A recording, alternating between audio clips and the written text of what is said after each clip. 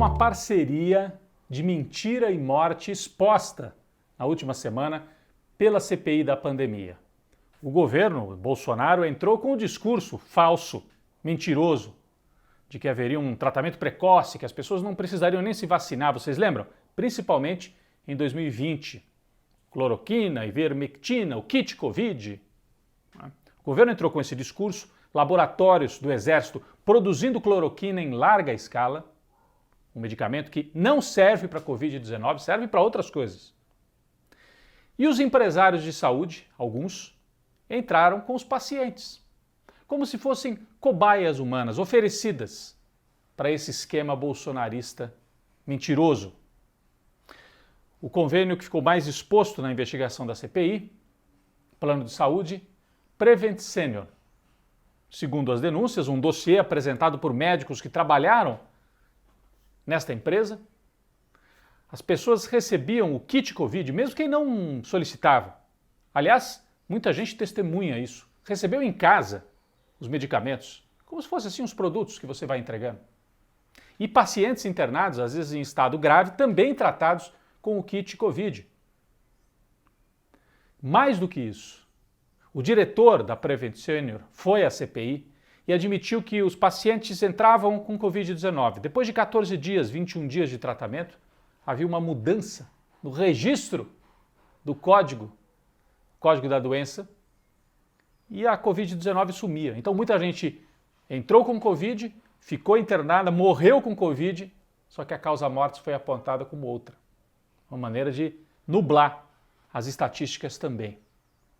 É algo muito grave, envolvia inclusive, segundo esses dossiês, segundo as investigações da CPI, casos conhecidos como o do empresário Luciano Hang, dono de uma famosa rede de lojas, amigo de Bolsonaro, apoiador da extrema-direita. A mãe dele morreu. No atestado de óbito não aparece a causa-mortes, teria sido Covid-19 e a família, junto com a Prevent Senior, teria escondido esse fato para justificar, para apoiar o discurso. Não, o kit Covid resolve. E ela tomou e não resolveu, morreu. E também o caso do médico Anthony Wong, um negacionista contra a vacina,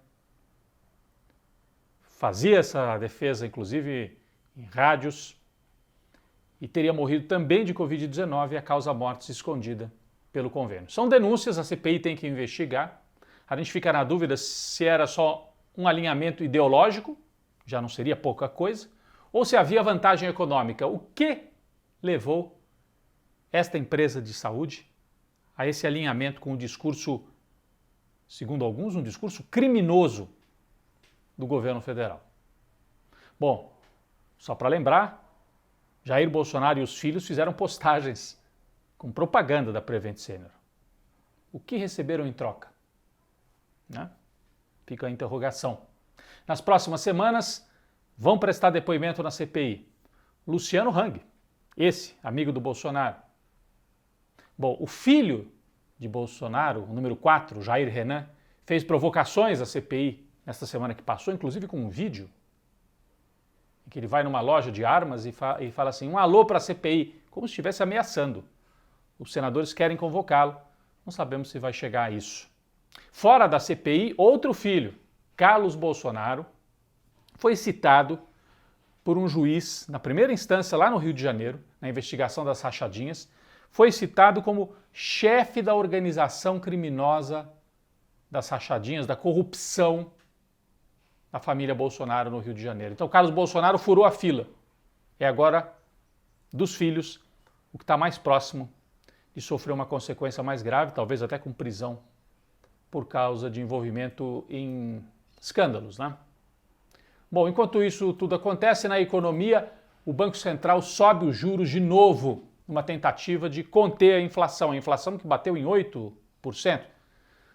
Mas é importante lembrar, essa teoria de que tem que subir os juros para segurar a inflação, é quando tem muito consumo, as pessoas estão consumindo muito, e aí você sobe os juros para dar uma segurada no consumo e ver se os preços baixam. Só que a inflação atual não tem a ver com o consumo.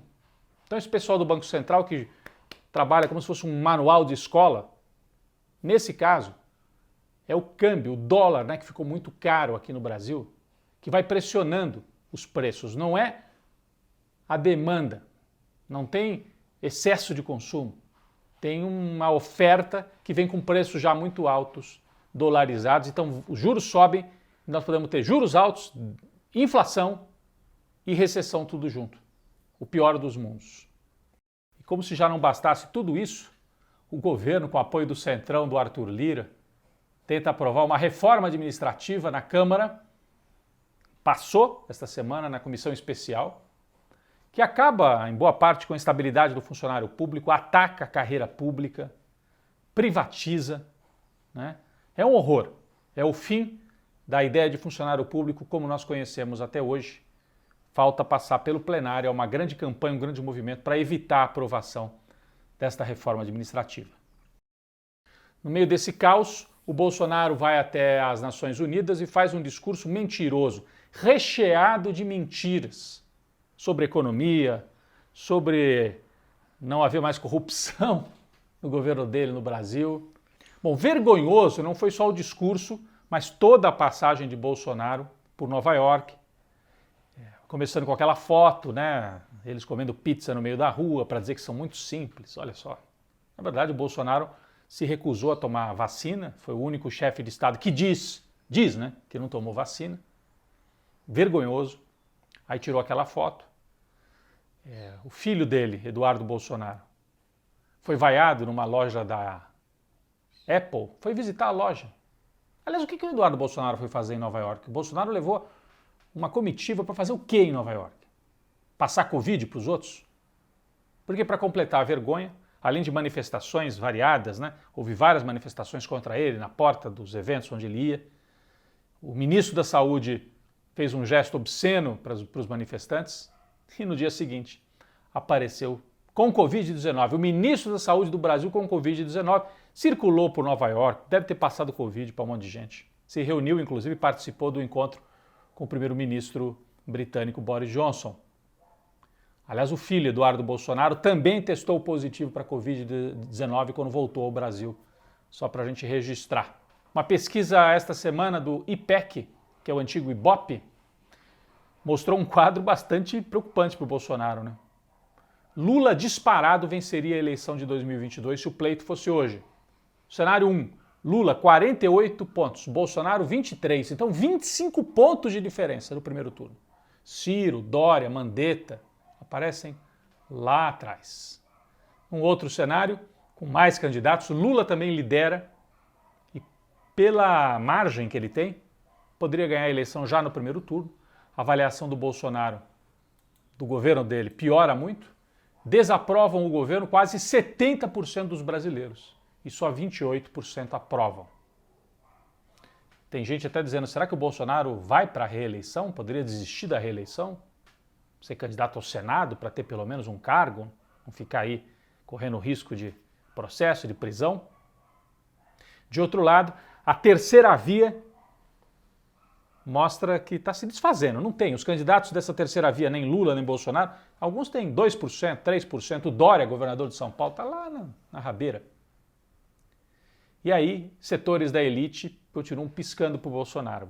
Bolsonaro, fica mansinho, que quem sabe a gente pode ir junto para tentar derrotar o Lula. Vejam a capa da Veja desta semana. Olhem só. O Bolsonaro prometendo que não vai ter golpe, né? Moderado. É um sinal de que pode haver ainda um entendimento. E o Bolsonaro acabar sendo o candidato da elite empresarial brasileira contra Lula, num quadro cada vez mais favorável ao ex-presidente Lula.